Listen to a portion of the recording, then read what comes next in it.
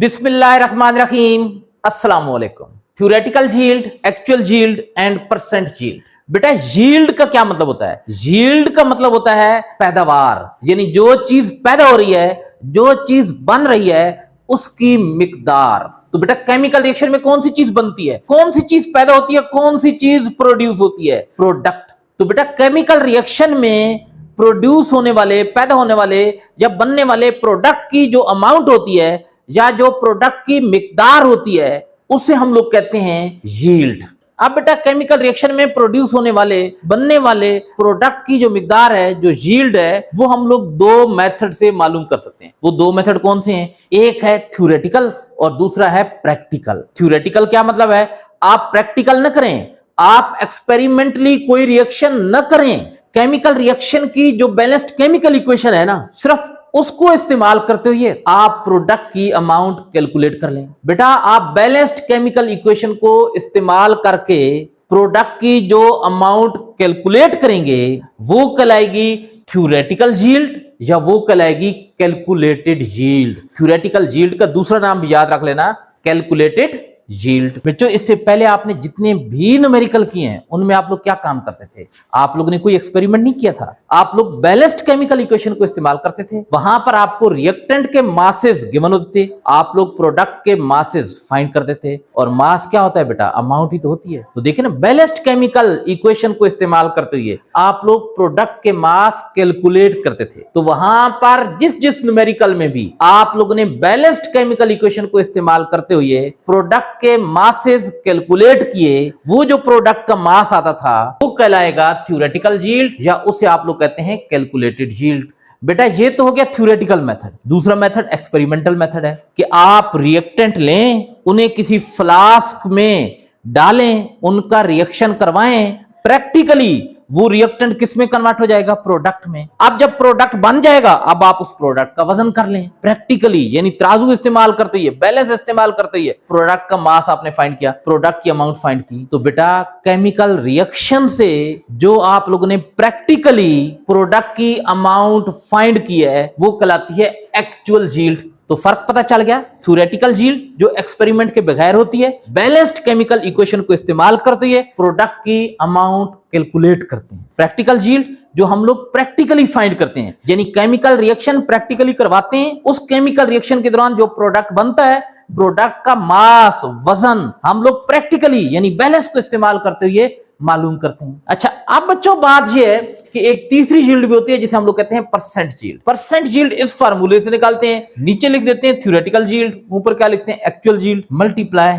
100 कर देते हैं, तो ये हमारे पास क्या आ जाती है? Percent yield. बेटा ज्यादातर जो रिएक्शन होते हैं उनमें ये जो एक्चुअल यील्ड होती है और जो थ्योरेटिकल यील्ड होती हैं, ये ऑलमोस्ट इक्वल होती हैं, तकरीबन बराबर होती हैं। अगर कोई फर्क हो भी सही तो बहुत थोड़ा सा फर्क होता है। तो बेटा ऐसे जो रिएक्शन होते हैं ना, वो प्रैक्टिकल रिएक्शन या उन्हें हम लोग कहते हैं क्वांटिटेटिव रिएक्शन। यानी जिस तरीके से आप उनका क्वांटिटेटिव एनालिसिस करते हैं ना, यानी कैलकुलेशन करते हैं ना जिस तरीके से, उसी तरीके से प्रैक्टिकली भी रिजल्ट आ रहे होते हैं। यानी जो कैलकुलेशन से यील्ड आ रही होती है, वही यील्ड प्रैक्टिकल यानी एक्सपेरिमेंट से भी आ रही होती है। तो बच्चों जरा देखें क्वांटिटेटिव रिएक्शन। क्वांटिटेटिव रिएक्शन कौन से होते हैं? जिनमें एक्चुअल यील्ड और थ्योरेटिकल यील्ड ऑलमोस्ट इक्वल होते हैं। In many reactions actual yield is almost equal to the theoretical yield. बहुत सारे रिएक्शन ऐसे होते हैं जिनमें एक्चुअल यील्ड ऑलमोस्ट तकरीबन equal to the theoretical yield, theoretical yield के इक्वल होती है।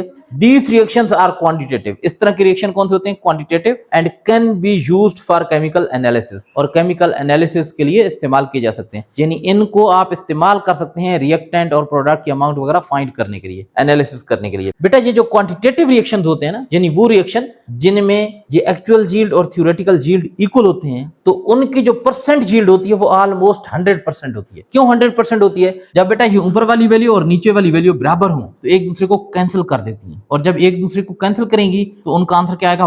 1 को जब इस 100 से मल्टीप्लाई करेंगे तो आपके पास क्या आ जाएगा? 100, और ये 100 क्या कहलाएगी? Percent yield. जैसे आप जरा देखें, अगर एक्चुअल यील्ड है हमारे पास 15, थ्योरेटिकल यील्ड भी उसके बराबर है 15, तो एक्चुअल यील्ड की जगह मैंने 15 लिखा, नीचे थ्योरेटिकल यील्ड है उसकी जगह भी 15 लिख दिया, मल्टीप्लाई क्या कर दूंगा?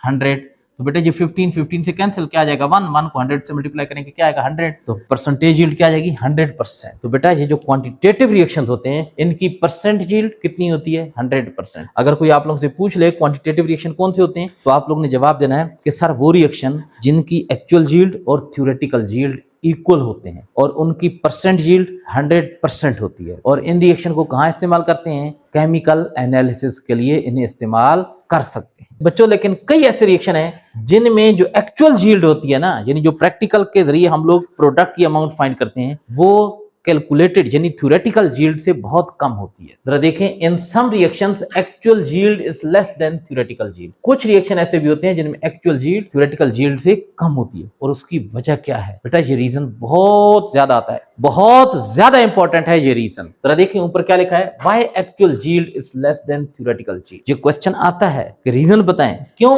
एक्चुअल यील्ड थ्योरेटिकल यील्ड से कम होती है। तो उसकी बेटा ये 3 वजह है। हेडिंग क्या डालेंगे, रीजन और उसकी 3 वजह। पहली वजह कौन सी है बेटा, वजह ये होती है कि जब हम लोग कैलकुलेशन करते हैं ना, तो वो तो सिंपल केमिकल इक्वेशन से हम लोग कैलकुलेट कर रहे थे। अब हमारे पास ये एक इक्वेशन है, जरा देखें, H2 प्लस O2 क्या बनेगा H2O। ये हमारे पास बैलेंस्ड केमिकल इक्वेशन। बेटा बैलेंस्ड केमिकल इक्वेशन में हमें क्या चीज नजर आ रही है, बैलेंस्ड केमिकल इक्वेशन में हमें ये नजर आ रहा है कि हाइड्रोजन के 2 मोल, ऑक्सीजन के 1 मोल रिएक्ट करते हैं और वाटर के 2 मोल बनाते हैं। यानी ये सारी की सारी हाइड्रोजन, सारी की सारी ऑक्सीजन सिर्फ और सिर्फ किस में कन्वर्ट हो रही है, वाटर में कन्वर्ट हो रही है। लेकिन बेटा जब हम लोग प्रैक्टिकली ये रिएक्शन करवाएंगे ना, तो हो सकता है जैसे ये इक्वेशन हमने लिखी है ना, वैसा रिएक्शन ना हो। यानी ये रिएक्शन इस तरह भी हो सकता है कि यानी ये H2 प्लस O2 वाटर तो बन ही रहा है H2O, लेकिन साथ साथ कोई और चीज भी बनना शुरू हो गई। कौन सी चीज, H2O2 हाइड्रोजन पेरोक्साइड भी बनना शुरू हो गई। तो अब आपका क्या ख्याल है कि ये एक्सपेरिमेंट से ऐसा हो रहा है और ये हमने सिंपल कैलकुलेशन लिख दी। तो जरा देखे ना, ये जो साइड में जो चीज बन रही है ना, ये कहलाती है बाय प्रोडक्ट। क्या कहलाती है, बाय प्रोडक्ट। और साइड में ये जो रिएक्शन शुरू हो रहा है इसे हम लोग कहते हैं साइड रिएक्शन। बेटा जरा देखें, ये सिंपल इक्वेशन थी, इक्वेशन के दौरान सारी की सारी हाइड्रोजन, सारी की सारी ऑक्सीजन वाटर में कन्वर्ट हो रही है। लेकिन जब एक्सपेरिमेंट किया तो सारी की सारी हाइड्रोजन और सारी की सारी ऑक्सीजन वाटर में नहीं, साथ साथ हाइड्रोजन पेरोक्साइड में भी कन्वर्ट हो रही है। तो मुझे बताएं, यहां पर ये जो वाटर की मिकदार होगी ना, ये कहलाएगी थ्योरेटिकल यील्ड, थ्योरेटिकल यील्ड। और ये जो एक्सपेरिमेंट से बन रही है ये कहलाएगी एक्चुअली। तो मुझे बताएं इन दोनों में से कौन सी ज्यादा होगी, भाई ये वाली ज्यादा है, क्योंकि ये हम लोग ने क्या सपोज किया था कि सारे का सारा रिएक्टेंट सिर्फ वाटर प्रोडक्ट में कन्वर्ट हो रहा है। लेकिन प्रैक्टिकल जब किया तो सारे का सारा रिएक्टेंट वाटर में नहीं, कोई और चीज भी बन रही है जिसे बाय प्रोडक्ट करें। तो अब ये सारे का सारा इसमें कन्वर्ट नहीं होगा। जब सारे का सारा इसमें कन्वर्ट नहीं होगा तो इसकी मिकदार ज्यादा नहीं क्या होगी, कम होगी। तो जरा देखें, पहली जो बात हम लोग ने लिखी है ना कि एक्चुअल यील्ड कम होती है थ्योरेटिकल यील्ड से, इसकी वजह क्या होती है कि साइड रिएक्शन से स्टार्ट हो जाते हैं और उनकी वजह से क्या बनता है, बाय प्रोडक्ट में results in by product. Side reaction शुरू होंगे और रिजल्ट के तौर पर क्या बनेगा, बाय प्रोडक्ट में बनना शुरू हो जाएगा। बेटा हम लोग ये सपोज करते हैं कि सारे का सारा रिएक्टेंट प्रोडक्ट में कन्वर्ट हो गया है। अगर सारे का सारा रिएक्टेंट प्रोडक्ट में कन्वर्ट हो जाए प्रैक्टिकली, तो फिर तो इसका मतलब ये हुआ कि जितना भी प्रैक्टिकली प्रोडक्ट बनेगा और जो हम लोग इक्वेशन से कैलकुलेट करेंगे दोनों इक्वल होंगे। लेकिन बेटा अक्सर ऐसा नहीं होता, रिएक्टेंट प्रोडक्ट में कन्वर्ट होते हैं, प्रोडक्ट वापस रिएक्टेंट में कन्वर्ट हो जाता है। इस तरह के रिएक्शन जिनमें रिएक्टेंट प्रोडक्ट में कन्वर्ट हो और प्रोडक्ट रिएक्टेंट में कन्वर्ट हो रहा हो, इस तरह के रिएक्शन कहलाते हैं रिवर्सिबल रिएक्शन। तो प्रैक्टिकली जब आप फाइंड करेंगे ना प्रोडक्ट की अमाउंट, तो वो कम होगी। क्यों कम होगी, क्योंकि प्रैक्टिकली ये थोड़ा सा वापस प्रोडक्ट में कन्वर्ट हो चुका होगा, यानी रिएक्शन क्या होगा, रिवर्सिबल। लेकिन जब इक्वेशन सिर्फ आप कैलकुलेशन करेंगे तो फिर ये अमाउंट ज्यादा आएगी, क्योंकि आप कैलकुलेशन कैसे कर रहे हैं, आप ये सपोज करके कर रहे हैं कि ये सारे का सारा किस में कन्वर्ट हो चुका है, प्रोडक्ट में कन्वर्ट हो चुका। तो बेटा सम रिएक्शंस आर रिवर्सिबल, और इस वजह से भी जो एक्चुअल यील्ड होती है वो थ्योरेटिकल यील्ड से कम होती है। उसके अलावा बेटा जब आप प्रैक्टिकल करते हैं ना, तो उस दौरान प्रोडक्ट की कुछ मिकदार जाया हो जाती है, उसे हम लोग कहते हैं मैकेनिकल लॉस। कुछ मिकदार जाया हो जाती है और आपको नजर भी नहीं आता कहाँ जाया हुई है, आपको पता भी नहीं चलता कहाँ जाया हुआ है। वो कहाँ जाया हो सकती है, फिल्ट्रेशन। जब आप बेटा प्रोडक्ट बना लेते हैं ना, रिएक्शन आपने करवाया, प्रैक्टिकली प्रोडक्ट बन गया, फिर आप प्रोडक्ट को फिल्टर करेंगे, उसमें जो लिक्विड वगैरह होंगे, बाकी चीजें होंगी, वो आपने क्या करनी है, अलग करनी है। फिल्टर जब करते हैं तो फिल्टर पेपर के ऊपर उससे डाल देते हैं, तो बहुत सारा प्रोडक्ट फिल्टर पेपर के साथ अटैच हो जाता है। बच्चों जरा देखिए ना, कुछ जाया हो गया तो जो मिकदार आपके पास आएगी क्या होगी, कम होगी या ज्यादा, उसमें से तो कुछ जाया हो चुका है तो वो कम होगी। तो प्रैक्टिकल यील्ड यानी एक्चुअल यील्ड कम हो जाती है फिल्ट्रेशन की वजह से। वॉशिंग, जब आप प्रोडक्ट बना लेते हैं उसको वॉश करते हैं पानी के साथ, तो कुछ पानी में डिसोल्व होकर पानी के साथ चला जाता है। तो बताएं वो जो प्रोडक्ट बनी है वो बढ़ गई है या कम हो गई है? जब उसमें से कुछ मिकदार पानी में चली गई है तो वो क्या हो गई है? कम हो गई है। और बेटा डिस्टिलेशन भी एक प्रोसेस है जिसमें आप चीजों को बॉयल करके अलग करते हैं। तो जो बॉयल करते हैं तो उस वक्त बहुत सारा प्रोडक्ट टूट भी जाता है, हवा में ज़ाया भी हो जाता है, तब भी प्रोडक्ट की मिकदार क्या हो जाएगी? कम हो जाएगी। क्रिस्टलाइजेशन, जब आप क्रिस्टल बनाते हैं तो उस दौरान भी मिकदार क्या हो जाती है? कुछ ना कुछ प्रोडक्ट की मिकदार ज़ाया हो जाती है। तो जब प्रोडक्ट ज़ाया हो जाएगा क्रिस्टलाइजेशन के दौरान तो प्रोडक्ट की मिकदार बढ़ जाएगी या कम हो जाएगी? कम हो जाएगी। और बेटा सेपरेशन बाय फनल ना गिलास का इस तरीके से एक चीज होती है, कभी आपने बाइक वगैरह में ऑयल डलवाया हो ना तो आपको नजर आएगा इस तरह की चीज, ये फनल कहलाता है। इसके अंदर ना फिल्टर पेपर रखते हैं और उसके ऊपर ना आपने प्रोडक्ट डाल देना है, तो क्या होगा कि बहुत सारी चीजें नीचे बह जाएंगी, तो बहुत सारा प्रोडक्ट फिल्टर पेपर के अंदर अब्जॉर्ब हो जाएगा या फनल की दीवार के साथ अटैच हो जाएगा, तो वो भी ज़ाया हो गया, तो प्रोडक्ट की मिकदार कम हो जाएगी। बेटा ये इसके नोट्स बन गए हैं, आप इनका स्क्रीनशॉट ले लें। Example 3.5 book page 32। In an industry copper metal was prepared by the following reaction. बेटा नीचे एक केमिकल इक्वेशन दी गई है। केमिकल इक्वेशन क्या मतलब? केमिकल रिएक्शन है। कह रहा है कि इस रिएक्शन के जरिए इंडस्ट्री में कॉपर मेटल, कॉपर नहीं होता तांबा जो ये बिजली की तारों में डलता है, वो बनाया जाता है इस रिएक्शन के जरिए। ये जो नीचे रिएक्शन दिया गया है, आगे कह रहा है 1.27 ग्राम ऑफ कॉपर सल्फेट। बेटा जब भी ग्राम आ जाए ना तो समझ लें कि ये मास है, और 1.27 ग्राम यानी साथ नंबर भी दिया हुआ है, तो इसका मतलब मास गिवन है। किस चीज का मास गिवन है? Of copper sulphate. तो यहां पर मैं लिखूंगा mass of copper sulphate, CuSO4 formula है कॉपर सल्फेट का। कितना गिवन है? 1.274 ग्राम। When reacted with excess of Fe, कह रहा है कि ये कॉपर सल्फेट जब एक्सेस ऑफ Fe बहुत ज्यादा मिकदार में आयरन, Fe क्या मतलब? आयरन, लोहा, उसे रिएक्ट करता है, a yield of 0.392 gram of copper. बेटा यहां पर न्यूमेरिकल में जो यील्ड गिवन होती है असल में वो एक्चुअल यील्ड होती है। एक्चुअल यील्ड या एक्सपेरिमेंटल यील्ड आप लोग यहां पर कैलकुलेट नहीं कर सकते। क्यों नहीं कर सकते? क्योंकि बेटा ये तो एक्सपेरिमेंट के दौरान मालूम की जाती है, और यहां पर आप प्रैक्टिकली एक्सपेरिमेंट तो नहीं कर रहे। तो जरा देखें यहां पर ये कह रहा है yield of 0.392 gram of copper, तो ये कॉपर की एक्चुअल यील्ड है, तो मैं यहां पर लिखूंगा actual yield of copper. Copper की सिंबल होती है Cu। कितनी गिवन है? 0.392 gram. Metal is obtained, calculate the percentage yield. आपने फाइंड क्या करना है? Percent yield. ये फाइंड करना है तो आगे क्वेश्चन मार्क लगा देंगे। सबसे पहले बैलेंस्ड केमिकल इक्वेशन। बेटा ये बैलेंस्ड केमिकल इक्वेशन है, ये Fe आयरन, इसके साथ कोई और चीज नहीं लगी हुई, तो क्या मतलब? ये एलिमेंट है। कॉपर सल्फेट ये कंपाउंड है, FeSO4 आयरन सल्फेट, या इसको बोलते हैं फेरस सल्फेट, और कॉपर ये कॉपर मेटल है, एलिमेंट है, इसके साथ कोई और चीज लगी हुई नहीं है। तो बेटा इस कॉपर मेटल की परसेंट यील्ड आपने फाइंड करनी है। मुझे कैसे पता चला कि कॉपर मेटल की परसेंट यील्ड फाइंड करनी है? क्योंकि यहां पर कॉपर मेटल की उन्होंने एक्चुअल यील्ड बता दी है और कहा परसेंट यील्ड, तो जिसकी एक्चुअल यील्ड गिवन होगी उसी की परसेंट यील्ड हमने फाइंड करनी होती है। यील्ड का क्या मतलब होता है? मास ऑफ या अमाउंट ऑफ प्रोडक्ट। तो देखिए ना कॉपर प्रोडक्ट है, एरो के बाद जो चीज आती है वो प्रोडक्ट होती है, और कॉपर का ये मास गिवन है, ये यील्ड गिवन है। बेटा आपने परसेंट यील्ड फाइंड करनी है। परसेंट यील्ड का फार्मूला क्या होता है? Percent yield is equal to actual yield upon theoretical yield multiply 100। क्या मतलब? आपको दो चीजें चाहिए।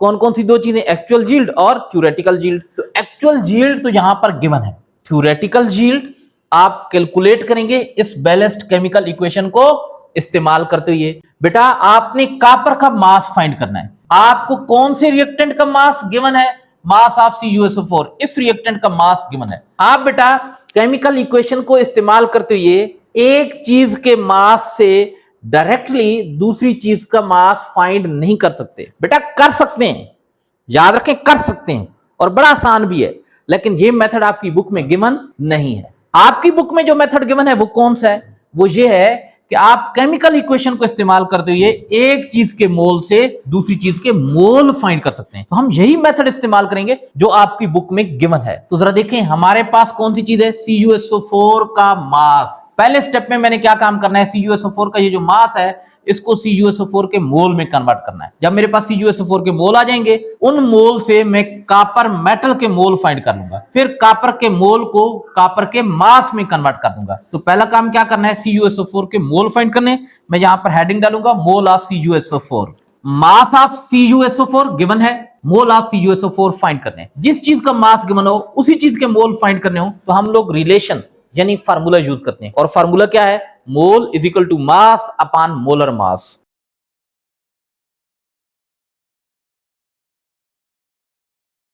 बेटा यहां पर मोल कॉपर सल्फेट के, मास भी कॉपर सल्फेट का, मोलर मास भी कॉपर सल्फेट का इस्तेमाल होगा। इस फार्मूले में ये तीनों चीजें एक ही चीज की इस्तेमाल होती हैं। बेटा मोल ऑफ कॉपर सल्फेट हमने फाइंड करना है। जो चीज फाइंड करनी होती है उसको वैसे का वैसा इन्हीं वर्ड में लिख देते हैं। यहां पर मैं लिख दूंगा MOL mole. Mass of copper sulphate, mass of copper sulphate data में गिवन है 1.274। Molar mass of copper sulphate find कर लेते हैं। कॉपर सल्फेट का फार्मूला होता है CuSO4। कॉपर का एटॉमिक मास होता है 63.5 प्लस सल्फर का मास होता है 32 एटॉमिक मास, और एक ऑक्सीजन का एटॉमिक मास होता है 16, लेकिन इसकी तादाद 4 है तो 4 से मल्टीप्लाई करेंगे। बच्चों पहले मल्टीप्लाई करते हैं, तो इसको जब मैं मल्टीप्लाई करूंगा 64 प्लस 32 वैसे का वैसा लिखूंगा, 63.5 वैसे का वैसा लिख दूंगा। अब जब आप इनको प्लस करेंगे आपके पास आ जाएगा 159.5। ये आपके पास आ गया कॉपर सल्फेट का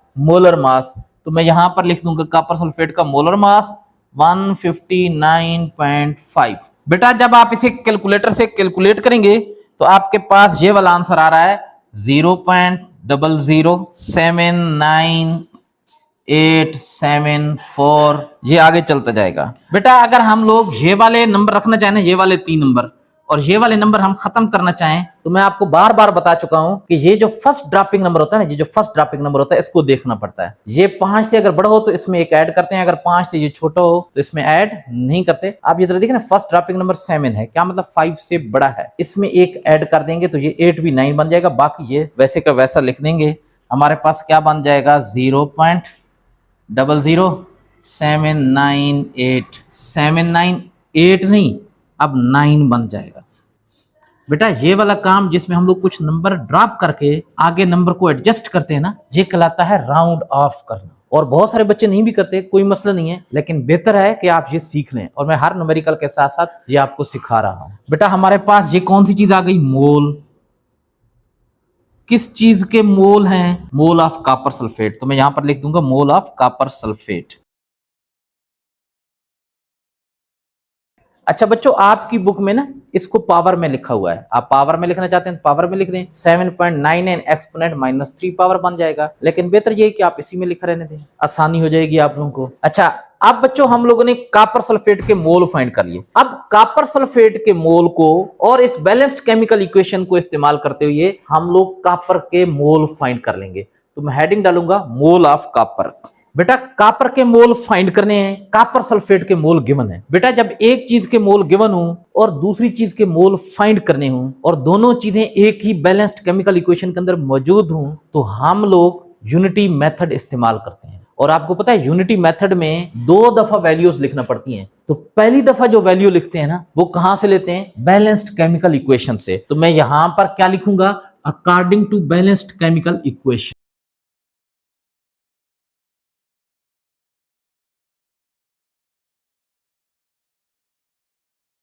बेटा कई दफा बता चुका हूं कि जिस चीज के मोल एक दफा कम से कम गिवन हो ना, जैसे यहां पर कॉपर सल्फेट के मोल गिवन है, तो उसके मोल पहले लिखते हैं और जिसके फाइंड करने होते हैं उसके मोल बाद में लिखते हैं। जिसके फाइंड करने होते हैं उसके मोल आप पहले भी लिख सकते हैं, लेकिन आप लोगों को अभी इतनी ज्यादा कैलकुलेशन करना नहीं आती, आप लोग गलत कर देंगे। इस वजह से मैं हमेशा कहता हूं कि जिस चीज के मोल गिवन हो वो पहले लिखें। जरा देखें कॉपर सल्फेट के मोल गिवन है, मैं यहां पर क्या लिखूंगा, मोल ऑफ CuSO4 इक्वल, आप मोल ऑफ कॉपर फाइंड करने हैं तो मैं यहां पर लिखूंगा mole of Cu। Mole of copper sulphate, यहां पर ये वाले नहीं लिखने, यहां पर जो बैलेंस्ड केमिकल इक्वेशन से मिलेंगे ना कॉपर सल्फेट के मोल, वो यहां लिखेंगे, और कॉपर के मोल जो बैलेंस्ड केमिकल इक्वेशन से मिलेंगे वो यहां लिखेंगे। तो जरा देखें, बैलेंस्ड केमिकल इक्वेशन है, इसमें कॉपर सल्फेट के मोल कहां लिखे हुए हैं? मोल ये नीचे वाले नहीं, ये नीचे वाले नहीं, शुरू में जो नंबर लिखा होता है। अब यहां पर कोई नंबर नहीं लिखा हुआ, क्या मतलब 1 है। तो बच्चों हमारे पास mole of copper sulphate equation में 1 है, मोल ऑफ कॉपर भी 1 है, तो यहां पर मैं 1 लिख दूंगा। अगर बेटा यहां पर कोई और नंबर होता ना तो उससे हम लोग 1 पर आते, अब है ही 1, तो 1 से 1 पर जाने की जरूरत नहीं है। अब हम 1 मोल ऑफ कॉपर सल्फेट से 0.00799 मोल ऑफ कॉपर सल्फेट पर जाएंगे।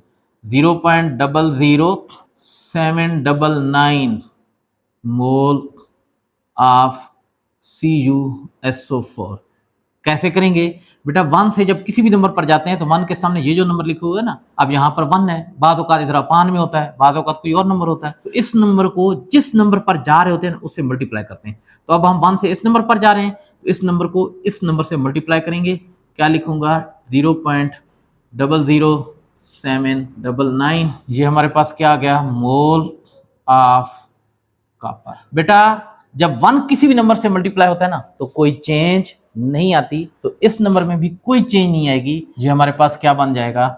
0.00799। ये क्या चीज है? मोल। लेकिन ये किस चीज के मोल है? मोल ऑफ कॉपर। तो यहां पर मैं क्या लिखूंगा? Mole of copper. बच्चों मोल ऑफ कॉपर आ गए, हमने क्या चीज फाइंड करनी है? Percent yield. परसेंट यील्ड के लिए एक्चुअल यील्ड जो गिवन है और थ्योरेटिकल यील्ड। थ्योरेटिकल यील्ड का क्या मतलब होता है? प्रोडक्ट के मोल नहीं, प्रोडक्ट का मास। अब हमारे पास ये जो प्रोडक्ट है ना कॉपर, इसके मोल आ गए। अब इन मोल से हम लोग कॉपर का मास फाइंड कर लेंगे। तो यहां पर मैं लिखूंगा मास ऑफ कॉपर, या इसको मैं क्या कह दूंगा? Theoretical yield. बेटा जरा देखें, मोल ऑफ कॉपर गिवन है, मास ऑफ कॉपर फाइंड करना है। जिस चीज के मोल गिवन है उसी का मास फाइंड करना है। तो हम क्या करेंगे? रिलेशन लगाएंगे, फार्मूला लगाएंगे, और वो फार्मूला क्या है? Mole is equal to mass upon molar mass. बेटा यहां पर किस चीज के मोल? मोल ऑफ कॉपर। मास भी कॉपर का, मोलर मास भी कॉपर का। तो मोल हमें गिवन है अब यहां पर 0.00799 इक्वल मास ऑफ कॉपर हमने फाइंड करना है, तो मास की जगह लिख देंगे मास अपान मोलर मास। कॉपर है ना, कॉपर का मोलर मास उसके एटॉमिक मास के इक्वल होगा। कॉपर का एटॉमिक मास 63.5। बेटा ये वाला नंबर इधर डिवाइड हो रहा है, इधर आकर मल्टीप्लाई हो जाएगा, तो क्या बन जाएगा? मल्टीप्लाई 63.5 इक्वल आ जाएगा मास के।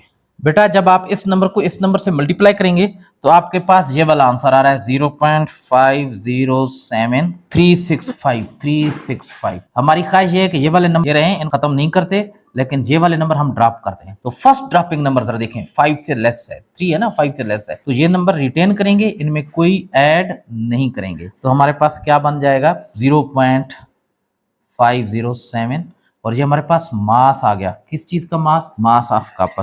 तो मैं यहां पर लिखूंगा मास ऑफ कॉपर, और मास की यूनिट क्या होती है? ग्राम। बेटा यही मास ऑफ कॉपर जो है ना, ये क्या है? Theoretical yield. तो मैं यहां पर क्या लिखूंगा? थ्योरेटिकल यील्ड ऑफ कॉपर कितनी है? 0.507 ग्राम। बेटा मैंने इसे यील्ड क्यों कहा और फिर साथ थ्योरेटिकल यील्ड क्यों कहा? बेटा यील्ड इस वजह से कहा कि यील्ड क्या चीज होती है? Mass of product. Copper product है और ये कॉपर का मास है। देखिए ना, कॉपर प्रोडक्ट है, एरो के बाद है प्रोडक्ट है, और ये उसका मास है, तो प्रोडक्ट का मास यील्ड कहलाता है। मैंने इसे थ्योरेटिकल यील्ड क्यों कहा? बेटा थ्योरेटिकल यील्ड वो यील्ड होती है, प्रोडक्ट का वो मास होता है जो हम लोग बैलेंस्ड केमिकल इक्वेशन से फाइंड करते हैं, कैलकुलेट करते हैं। तो ये जरा देखें ना, ये हमें डेटा में गिवन नहीं था, ये वाला मास कॉपर का। देखिए कॉपर का ये वाला मास गिवन था और ये एक्चुअल यील्ड था। ये वाला मास हम लोगों ने बैलेंस्ड केमिकल इक्वेशन को इस्तेमाल करते हुए कैलकुलेट किया है, तो इससे हम लोग कहेंगे कैलकुलेटेड यील्ड या थ्योरेटिकल यील्ड। बेटा हमारे पास एक्चुअल यील्ड पहले से गिवन है, थ्योरेटिकल यील्ड भी हमारे पास आ गया है। अब हम लोग आसानी से परसेंट यील्ड फाइंड कर सकते हैं। तो मैं यहां पर लिखूंगा परसेंट यील्ड। बेटा परसेंट यील्ड का formula, percent yield equal actual yield upon theoretical yield multiply 100।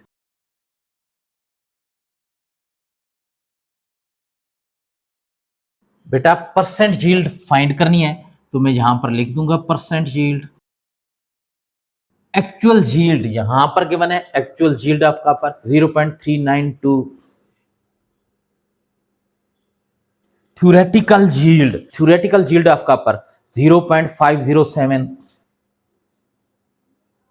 Multiply 100। बेटा जब आप इस सारे को कैलकुलेट करेंगे ना तो आपके पास ये वाला आंसर आ जाएगा 77.31755। आगे बहुत लंबा चौड़ा चलता जाएगा। तो हम चाहते हैं कि पॉइंट के बाद ये 3 नंबर रिटेन करें और ये वाले नंबर हम ड्रॉप कर दें। तो जरा देखें, फर्स्ट ड्रॉपिंग नंबर 5 है। अगर 5 से बड़ा नंबर होता तो इसमें ऐड कर देते, 5 से छोटा होता तो कुछ ऐड न करते, सिर्फ नंबर ड्रॉप करते। जब 5 आ जाए ना तो ये जो फर्स्ट रिटर्निंग नंबर होता है ना, ये वाला जो नंबर होता है इसको देखना पड़ता है, ये ओड है या इवन है। ये ओड या इवन इस नंबर में देखते हैं जिसने खत्म नहीं होना होता, और किस वक्त देखते हैं जब फर्स्ट ड्रॉपिंग नंबर 5 आ जाए। तो अगर ये ओड हो तो इसमें एक ऐड कर देते हैं। ओड का क्या मतलब होता है? जिन पर 2 का टेबल नहीं जाता, यानी 1 3 5 7 9। तो ये जरा देखें 7 आ गया ना, ये ओड है। 7 में जब 1 ऐड करेंगे तो 8 हो जाएगा। तो हमारे पास क्या आ जाएगा 77.318। ये क्या चीज आ गई हमारे पास? Percent yield.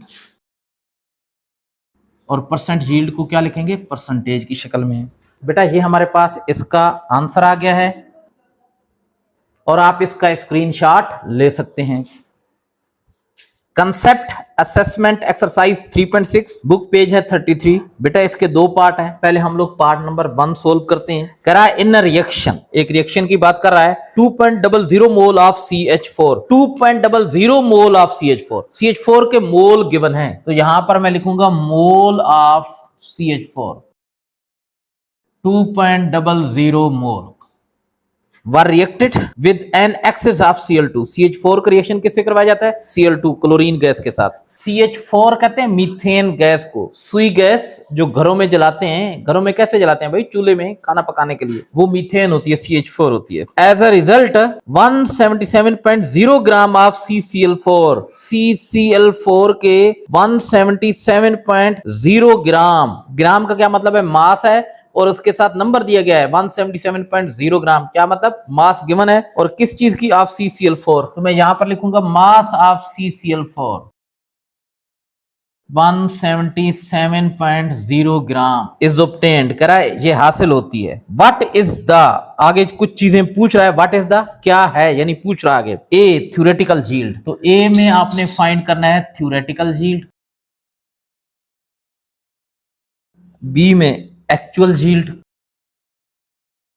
ये भी फाइंड करनी है, आगे क्वेश्चन मार्क लगा देंगे, और सी में percent yield of this reaction, C में परसेंट यील्ड, ये भी फाइंड करनी है। बेटा ये बैलेंस्ड केमिकल इक्वेशन है। CH4 मीथेन यानी सुई gas, Cl2 chlorine gas, CCl4 carbon tetra chloride, इसको CTC भी कहते हैं, carbon tetra chloride. HCl hydrochloric acid या हाइड्रोजन क्लोराइड गैस, इसके दोनों नाम है, हाइड्रोक्लोरिक एसिड भी इसे कहते हैं, हाइड्रोजन क्लोराइड गैस भी कहते हैं। अब बच्चों ए में हम लोगों ने फाइंड करनी है थ्योरेटिकल यील्ड। थ्योरेटिकल यील्ड का क्या मतलब है? प्रोडक्ट की अमाउंट, प्रोडक्ट का मास फाइंड करना है इस बैलेंस्ड केमिकल इक्वेशन को इस्तेमाल करते हैं। कौन से प्रोडक्ट का मास फाइंड करेंगे आप? यहां पर तो 2 प्रोडक्ट हैं, ये भी और ये भी है। तो बेटा जिसका मास कम से कम एक दफा डेटा में गिवन हो। जरा देखें HCl का मास डेटा में गिवन नहीं है। डेटा में 2 चीजें गिवन है, एक CH4 के मोल है और CCl4 का मास है। तो इसका मास डेटा में गिवन है, तो इसी का मास हम लोग इक्वेशन के जरिए कैलकुलेट करेंगे। इसका मास जो इक्वेशन से हमारे पास आ जाएगा ना, तो वही मास थ्योरेटिकल यील्ड होगा। तो यहां पर आप लोग बेटा CCl4 के इक्वेशन को इस्तेमाल करते हुए मास नहीं फाइंड कर सकते, मोल फाइंड कर सकते हैं। तो पहले हम लोग फाइंड करते हैं मोल ऑफ CCl4। तो मैं यहां पर लिख रहा हूं A, यानी इसका A पार्ट करूंगा, और मैं यहां पर क्या लिखूंगा? मोल ऑफ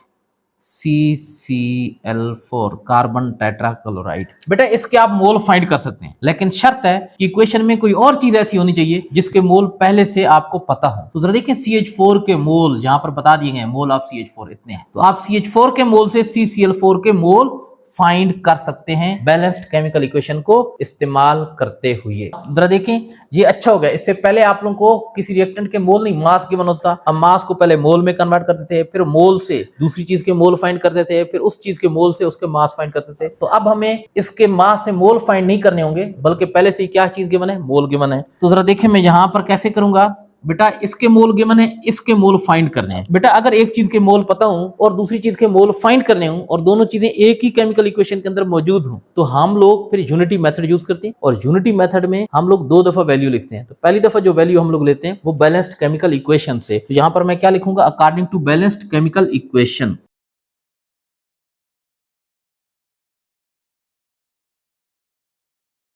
बेटा यहां पर हम लोग 2 चीजों के मोल लिखेंगे। पहले उस चीज के मोल लिखेंगे जिसके मोल गिवन है। तो मोल ऑफ CH4 गिवन है और मोल ऑफ CCl4 फाइंड करने हैं। तो पहले जिसके गिवन है मोल ऑफ CH4 इक्वल जिसके फाइंड करने हैं मोल ऑफ CCl4।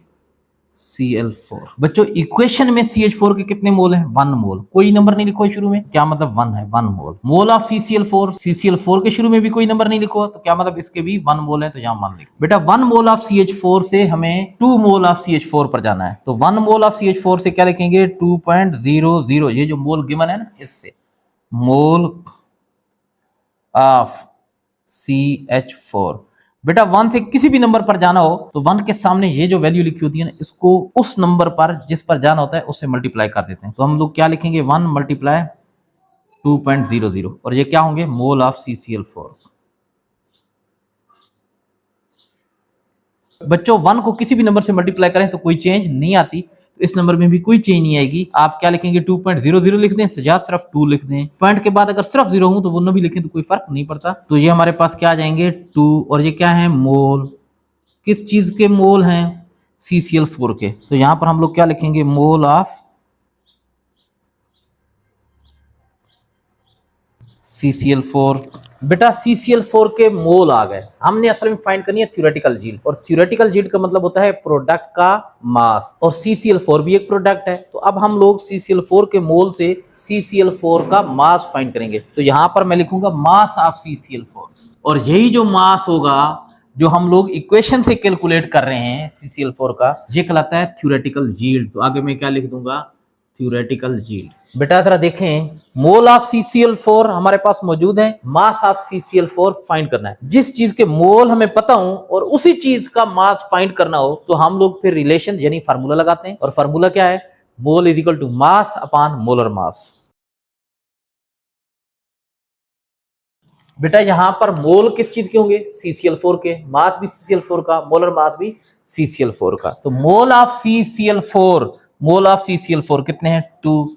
तो यहां पर लिख देंगे 2। मास ऑफ CCl4 फाइंड करना है तो यहां मास की जगह मास लिख देंगे। मोलर मास ऑफ CCl4 बच्चों यहां कैलकुलेट कर लेते हैं, CCl4। बेटा एक कार्बन है, कार्बन का एटॉमिक मास होता है 12, प्लस क्लोरीन का एटॉमिक मास होता है 35.5, मल्टीप्लाई इसकी तादाद कर देंगे 4। पहले मल्टीप्लाई करते हैं, ये हमारे पास आ जाएगा 142। इन दोनों को जब मल्टीप्लाई करेंगे प्लस 12। बेटा अब जब आप इनको प्लस करेंगे तो ये आपके पास आ जाएगा 156। CCl4 का मोलर मास आ रहा है 156। ये इधर डिवाइड हो रहा है, 2 के साथ मल्टीप्लाई हो जाएगा, 2 मल्टीप्लाई 156 इज इक्वल टू मास।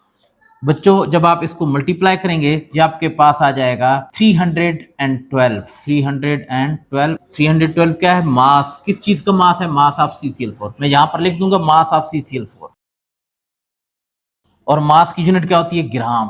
बेटा यही जो मास ऑफ CCl4 है ना, यही क्या है, थ्योरेटिकल यील्ड। तो मैं यहां नीचे लिखूंगा थ्योरेटिकल यील्ड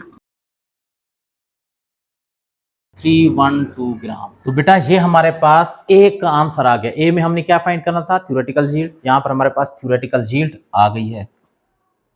अब बच्चों बी, एक्चुअल यील्ड। बेटा एक्चुअल यील्ड कौन सी होती है, जब आप लोगों ने ये रिएक्शन अगर एक्सपेरिमेंटली करवाया हो ना, तो एक्सपेरिमेंट के दौरान प्रोडक्ट का जो मास बनाओ, प्रैक्टिकली एक प्रोडक्ट का मास आता है वो आपको डेटा में गिवन होगा। मुझे बताएं इन 2 प्रोडक्ट में से यानी CCl4 और HCl में से कौन सा ऐसा प्रोडक्ट है जिसका मास डेटा में गिवन है। CCl4 का मास ऑफ CCl4 डेटा में गिवन है। तो ये जो मास गिवन है ना, ये असल में एक्चुअल यील्ड होता है। तो यहां पर हम लोग क्या लिखेंगे, actual yield is equal to mass of CCl4 given in data। तो बच्चों एक्चुअल यील्ड आपके पास क्या आ जाएगा, mass of CCl4 given in data, ये डेटा है, इसके अंदर मास ऑफ CCl4 जो गिवन है वो है 177.0 ग्राम, 177.0 ग्राम। बच्चों ये हमारे पास बी का आंसर आ गया। बी में आपने फाइंड करना था एक्चुअल यील्ड, हम लोग ने एक्चुअल यील्ड फाइंड कर ली। अब परसेंट यील्ड, तो यहां पर हम लोग लिखेंगे सी और परसेंट यील्ड फाइंड करनी है। परसेंट यील्ड का फार्मूला होता है percent yield is equal to actual yield upon theoretical yield multiply 100।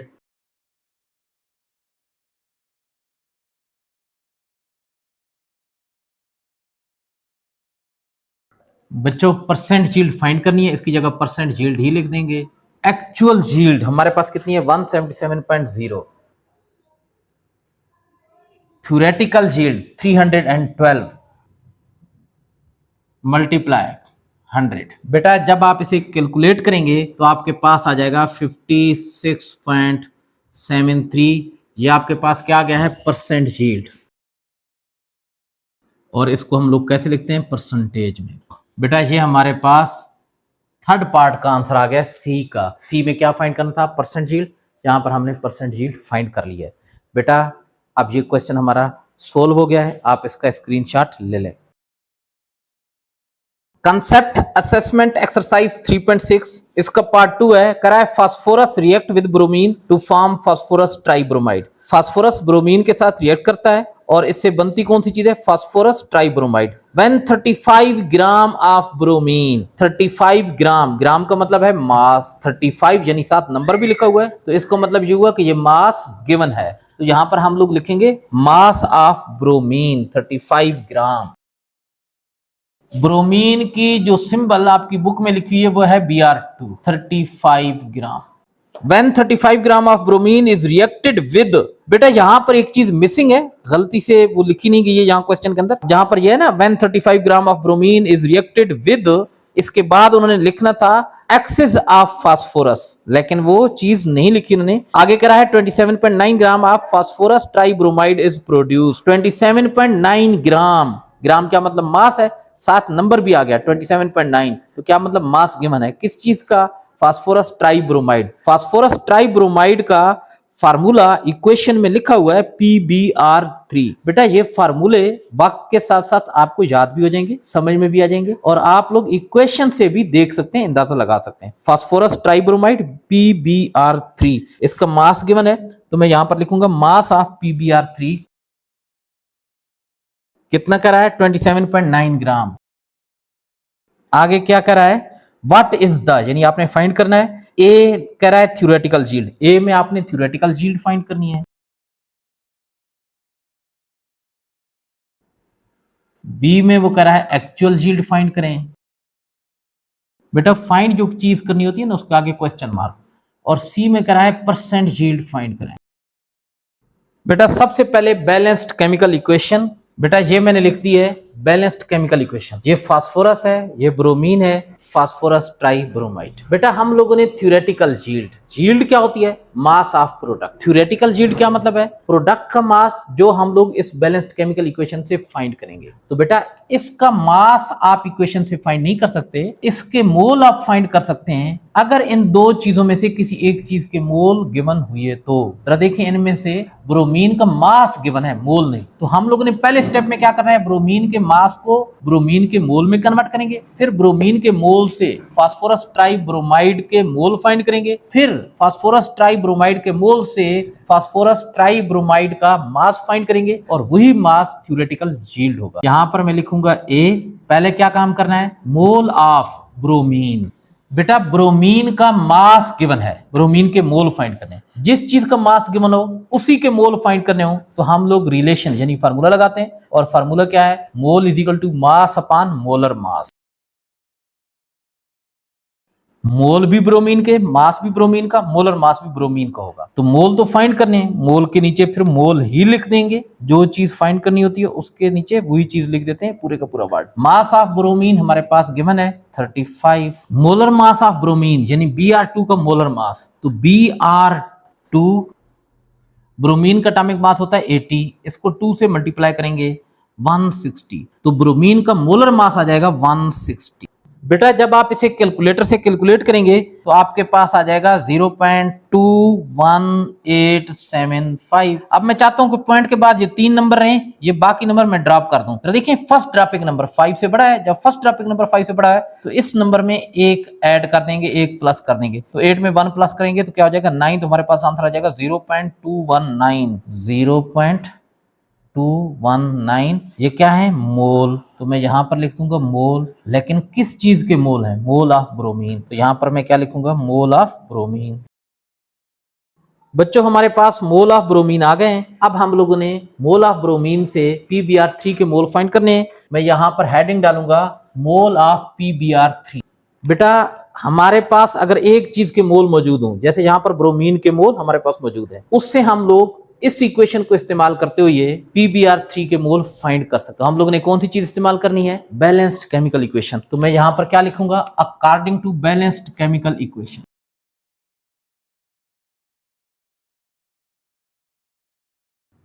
बेटा यूनिटी मेथड इस्तेमाल करेंगे। आपको पता है यूनिटी मेथड में हम लोग 2 दफा वैल्यू लिखते हैं। पहली दफा जो वैल्यू लेते हैं वो हम लोग बैलेंस्ड केमिकल इक्वेशन को इस्तेमाल करते हुए लेते हैं। तो बेटा यहाँ पर शुरू में मैं उस चीज के मोल लिखूंगा जिसके मोल हमें पता है। ब्रोमीन के मोल पता है तो इसके मोल लिख दूंगा। PbR3 के मोल फाइंड करने हैं, ये बाद में लिखूंगा। पहले क्या लिखूंगा, mole of bromine is equal to mole of PbR। बेटा यहां जो मोल लिखने और यहां जो मोल लिखने वो बैलेंस्ड केमिकल इक्वेशन से। Br के बैलेंस्ड केमिकल इक्वेशन में कितने मोल हैं, 3। तो यहां पर मैं लिख दूंगा 3 मोल ऑफ Br2। PbR3 के कितने हैं, 2। बेटा जब हमारे पास 3 मोल ऑफ Br2 है ना, तो उनसे हम लोग जाएंगे 1 मोल ऑफ Br2। किसी भी नंबर से जब 1 पर आते हैं तो डिवाइड करते हैं, ये वाला नंबर ऊपर लिखते हैं, ये वाला नंबर नीचे लिखते हैं। ये हमारे पास क्या बन जाएंगे, मोल ऑफ, यही चीज PbR3। अब 1 मोल ऑफ Br2 से हमारे पास मोल ऑफ Br2 कितने हैं, 0.219। तो इस पर जाएंगे, यहां पर क्या लिखूंगा, 0.219 मोल ऑफ Br2। बेटा जब 1 से किसी भी नंबर पर जाते हैं तो 1 के आगे ये जो वैल्यू लिखी है, बाज़ औक़ात ये अपान में, जैसे यहाँ पर अपान में लिखी है, तो इस नंबर को इस नंबर से मल्टीप्लाई कर देते हैं। क्या लिखेंगे, 2/3 मल्टीप्लाई 0.219। ये हमारे पास क्या बनेंगे, mole of PbR3। Mole of PbR। बेटा जब आप इसे सोल्व करेंगे ना कैलकुलेटर के जरिए तो आपके पास आ जाएगा 0.146। और ये हमारे पास क्या आ गए हैं, मोल। किस चीज के मोल आ गए हैं, PbR3 के। तो मैं यहां पर लिखूंगा मोल ऑफ PbR3। बेटा हमारे पास मोल ऑफ PbR3 यानी प्रोडक्ट के मोल आ गए हैं, और ये मोल हमने इक्वेशन से कैलकुलेट किए हैं। देखिए ना यहाँ लिखो according to balanced chemical equation. बेटा प्रोडक्ट की जो अमाउंट हम लोग इक्वेशन से कैलकुलेट करते हैं वो कहलाती है कैलकुलेटेड यील्ड या थ्योरेटिकल यील्ड, लेकिन वो अमाउंट मोल की शक्ल में नहीं, मास की शक्ल में होनी चाहिए। तो बेटा हम लोग अब क्या करेंगे, PbR3 के मोल को मास में कन्वर्ट कर देंगे। यहाँ पर मैं लिखूंगा मास ऑफ PbR3, और यही जो मास ऑफ PbR3 होगा ये क्या कहलाएगा, थ्योरेटिकल यील्ड। तो बेटा मास ऑफ PbR3 फाइंड करना है, मोल ऑफ PbR3 हमारे पास मौजूद है। जिस चीज के मोल मौजूद हो उस चीज का मास फाइंड करना हो तो रिलेशन लगाते हैं। कौन सा relation, mole is equal to mass upon molar mass. यहां मोल भी PbR3 के होंगे, मास भी PbR3 का, मोलर मास भी PbR3 का। मोल PbR3 के मोल ऑफ PbR3 कितने हैं, 0.146।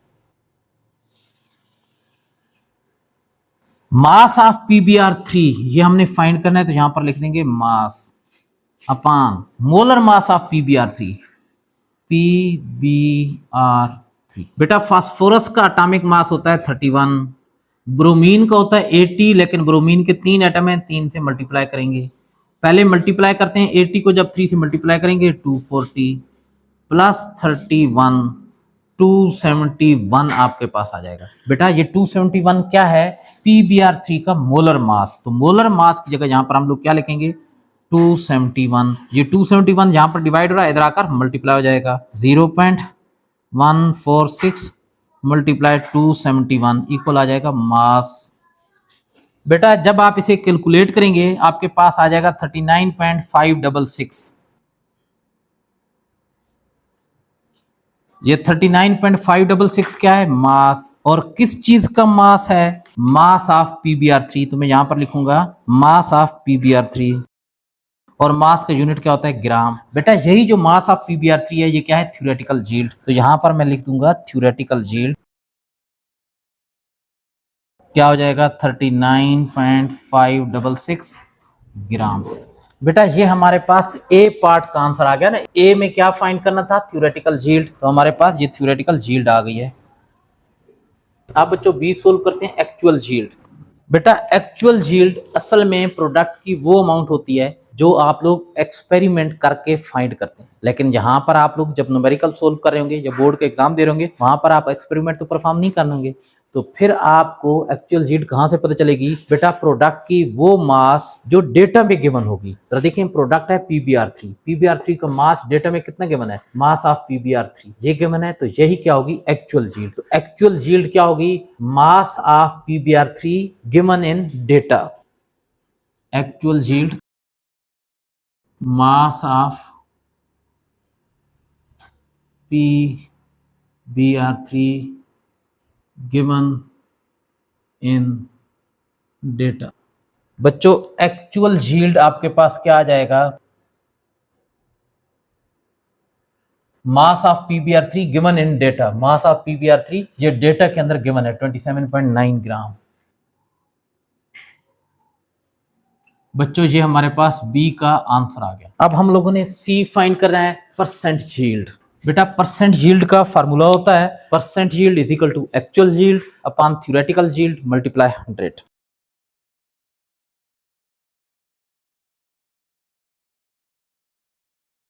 एक्चुअल यील्ड देखिए, actual yield 27.9 upon theoretical yield 39.566 multiply क्या करना है? 100। ये आपके पास क्या चीज आ जाएगी? Percent yield. बेटा जब आप इसे कैलकुलेटर से कैलकुलेट करेंगे तो आपके पास आंसर आ जाएगा 70.515। ये आपके पास क्या आ गया है? Percent yield. और इसके साथ हम लोग यहां पर लिख देंगे परसेंट। बेटा ये हमारे पास सी का आंसर आ गया है। आपका न्यूमेरिकल सोल्व हो गया है। आप इसका स्क्रीनशॉट ले सकते हैं। और इसके साथ ही अल्लाह हाफिज।